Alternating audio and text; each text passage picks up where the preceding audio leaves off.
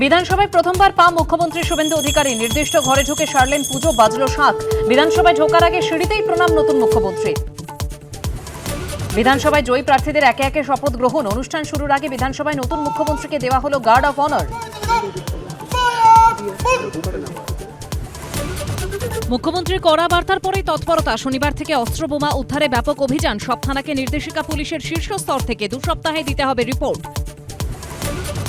21শে বিধানসভা ভোটের পর হিংসার ঘটনায় পুলিশের দেওয়া রিপোর্টও খতিয়ে দেখার নির্দেশ। দরকারে মামলাগুলির পুনরায় তদন্ত করতে হবে, দিতে হবে আলাদা রিপোর্ট, খবর সূত্রের। ডিসি শান্তনু সিনহা বিশ্বাসের মামলায় তৎপর ইডি। ডাইরেক্টরেট অফ সিকিউরিটিকে চিঠি। কোথায় পুলিশ আধিকারিক মনোরঞ্জন মণ্ডল? চিঠি গেল আসানসোল পুলিশ কমিশনারেটে। তিলজলার কারখানায় আগুন লেগে মৃত 2, ঝলসে গুরুতর জখম 3। কারখানার মালিক ম্যানেজার গ্রেপ্তার। আজ রিপোর্ট দেবে তদন্ত কমিটি।